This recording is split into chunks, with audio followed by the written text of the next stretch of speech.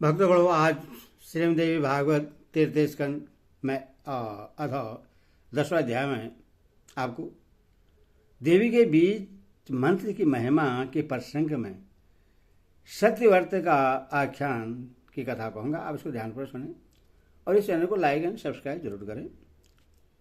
महाभक्ति आपका कल्याण करेगी। सुनिए। जन्मेजय बोले, वह द्विश्रेष्ठ सत्यव्रत नामक ब्राह्मण कौन था? वह किस देश में पैदा हुआ था तथा कैसा था, यह मुझे बतलाइए। उस ब्राह्मण ने ए शब्द कैसे सुना और फिर स्वयं भी कैसे उसका उच्चारण किया? उच्चारण करते ही उसी क्षण उस ब्राह्मण को कैसी सिद्धि प्राप्त हुई? सर्वत्र विराजमान रहने वाली तथा सब कुछ जानने वाली वे भवानी उस पर किस प्रकार प्रश्न हो गई? अब आप यह मनोरम कथा विस्तार पूर्वक मुझसे कहिए।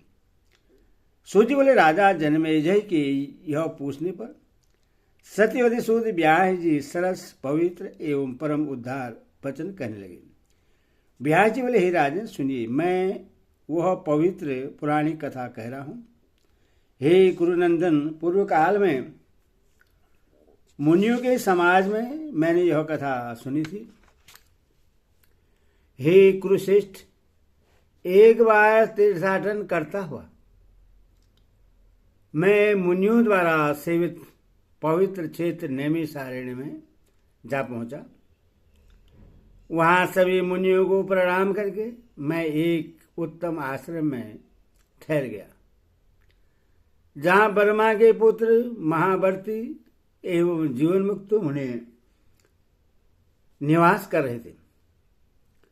उस ब्राह्मण समाज में कथा का ही प्रसंग चल रहा था। सभा में उपस्थित महर्षि जमदग्नि ने सब मुनियों से यह पूछा। जमदग्नि बोले, हे महाभाग तपस्वियों, मेरे मन में शंका है। निश्चय ही इस मुनि समाज में मैं शंका रहित हो जाऊंगा। ब्रह्मा, विष्णु, रुद्र, इंद्र, वरुण, अग्नि, कुबेर, वायु, विश्वकर्मा, कार्तिकेय, गणेश, सूर्य, दोनों अश्विनी कुमार, भग, पूषा, चंद्रमा और सभी ग्रह, इन सब में सबसे अधिक आराधनीय तथा अभिष्ट फल प्रदान करने वाला कौन है? उनमें कौन देवता सदा सेवी और शीघ्र प्रश्न होने वाला है? हे मानद, हे सर्वज्ञ, हे व्रतधारी मुनिगण, आप हमें शीघ्र बतलाइए। इस प्रकार जमदग्नि के प्रश्न करने पर लोमश ऋषि ने कहा, हे जमदग्नि, आपने इस समय जो पूछा है उससे सुनिए। अपने कल्याण की इच्छा रखने वाले सभी लोगों के लिए वे एकमात्र महाशक्ति ही आराधनीय है। वही परा प्रकृति आदि स्वरूपा सर्वज्ञामिनी, सर्वदायिनी और कल्याणकारिणी है। वही ब्रह्मा आदि श्रेष्ठ देवताओं की जननी है और वही संसार रूपी वृक्ष की मूल रूपिणी आदि प्रकृति है। वही भगवती केवल नाम का उच्चारण तथा स्मरण करते ही निश्चित रूप से अभिष्ट फल प्रदान करती है। जो लोग उनकी उपासना करते हैं उन्हें वरदान देने के लिए वो सर्वदा दयालुचित रहती है। हे मुनिगण, उनके नामाक्षर के उच्चारण मात्र से ही एक ब्राह्मण ने जिस प्रकार सिद्धि प्राप्त की थी, वह पवित्र वृत्तांत में आप लोगों से कहता हूं। सुनिए। कौशल देश में देवदत्त नामक एक विद्वान ब्राह्मण रहता था। वह निसंतान था, इसीलिए उसने पुत्र प्राप्ति के लिए विधिपूर्वक यज्ञ किया। तमसा नदी के तट पर पहुंचकर उसने उत्तम यज्ञ मंडप बनवाया और वेदज्ञ तथा यज्ञ कर्म में निपुण ब्राह्मणों को आमंत्रित करके विधिपूर्वक यज्ञ वेदी बनवाकर तथा अग्नि स्थापना करके उस श्रेष्ठ ब्राह्मण ने विधिवत पुत्रेष्ठ यज्ञ आरंभ कर दिया।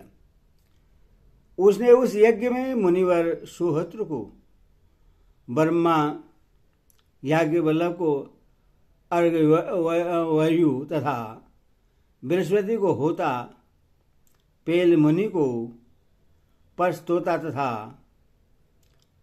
गोभिल को उद्घाता बनाया एवं अन्यायन उपस्थित मुनियों को यज्ञ का सभासद बनाकर उन्हें विधिवत प्रचुर धन प्रदान किया।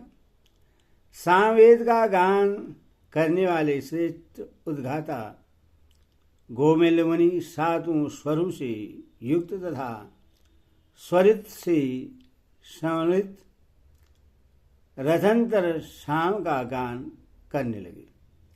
बार बार श्वास लेने के कारण गोभिल का स्वर भंग हो गया। तब देवदत्त को क्रोध आ गया और उसने तुरंत गोभिल मुनि से कहा, हे मुनिमुख, तुम मूर्ख हो। तुमने आज मेरे द्वारा पुत्र प्राप्ति के लिए किए जाते हुए इस काम्य कर्म में स्वरभंग कर दिया। तब गोभिल मुनि अत्यंत क्रोधित होकर देवदत्त से कहने लगे, इस यज्ञ के फलस्वरूप उत्पन्न होने वाला तुम्हारा पुत्र मूर्ख, सट और गूंगा होगा। हे महामती, सभी प्राणी के शरीर में श्वास आता जाता रहता है, इससे रोक पाना बड़ा कठिन है। अतः ऐसी स्थिति में स्वरभंग हो जाने में मेरा कुछ भी दोष नहीं है। महात्मा गोभिल का यह वचन सुनकर सांप से भयभीत देवदत्त ने अत्यंत दुखी होकर उनसे कहा, हे विप्रवर, आप मुझ निर्दोष पर व्यर्थ ही क्यों क्रुद्ध हैं? मुनि लोग तो सदा क्रोध रहित और सुखदायक होते हैं। हे विप्र, थोड़े से अपराध पर आपने मुझे सांप क्यों दे दिया?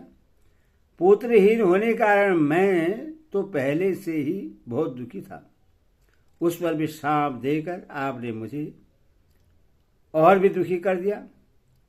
वेद के विद्वानों ने कहा है कि मूर्ख पुत्र के अपेक्षा पुत्रहीन रहना अच्छा है।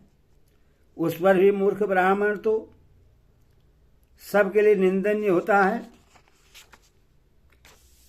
यह पशु एवं शूद्र के समान सभी कार्यों में अयोग्य माना जाता है। अतः हे विप्रवर, मूर्ख पुत्र को लेकर मैं क्या करूंगा? मूर्ख ब्राह्मण शूद्र तुल्य होता है, इसमें संदेह नहीं है, क्योंकि वह न तो पूजा के योग्य होता है और न दान लेने का पात्र ही होता है। वह सब कार्यों में निनंग होता है।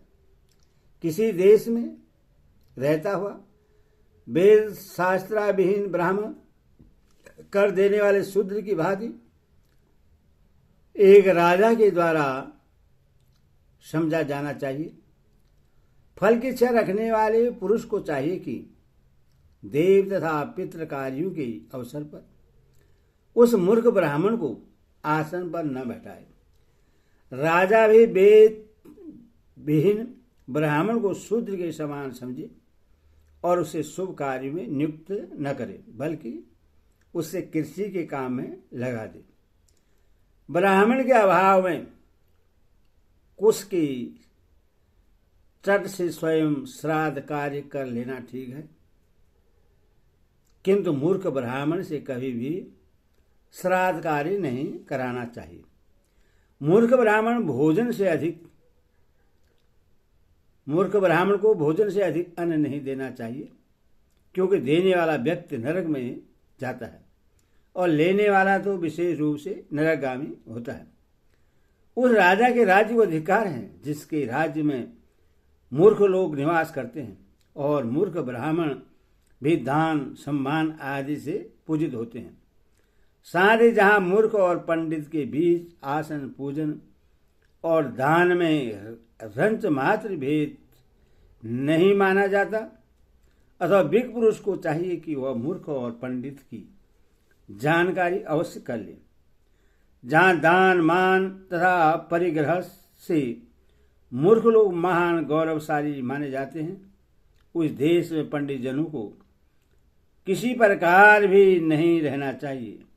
दुर्जन व्यक्तियों की संपत्तियां दुर्जनों के उपकार के लिए ही होती हैं।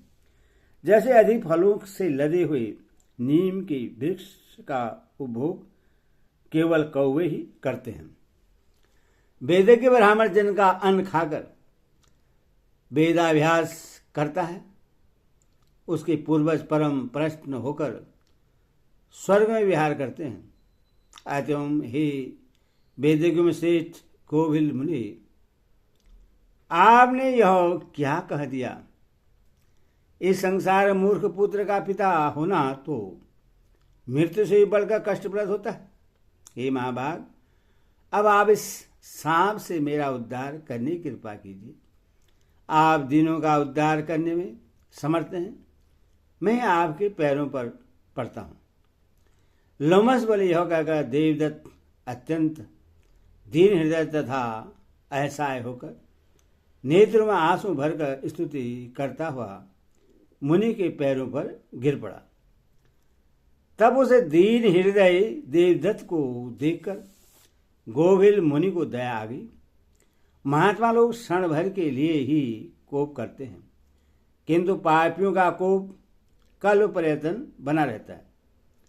जल स्वभावतः शीतल होता है, वही जल अग्नि तथा धूप के सहयोग से गर्म हो जाता है, किंतु पुनः उनका सहयोग हटते ही वह शीघ्र शीतल हो जाता है।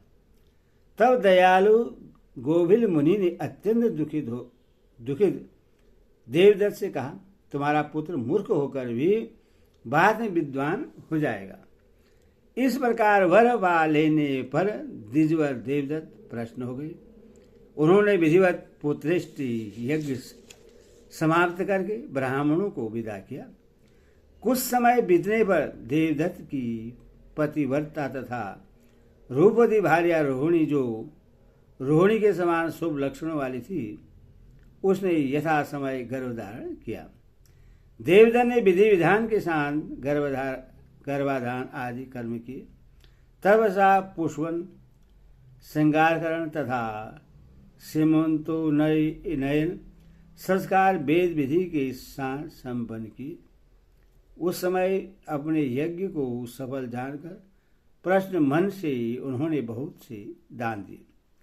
रोहिणी नक्षत्र युक्त शुभ दिन में रोहिणी ने पुत्र को जन्म दिया। देवदत्त ने शुभ दिन और मुहूर्त में नवजात शिशु का जात कर संस्कार किया। पुत्र दर्शन करके यथा समय उसका नामकरण भी कर दिया। पूर्व बातों को जानने वाले देवदत्त ने अपने पुत्र का नाम उदथई रखा।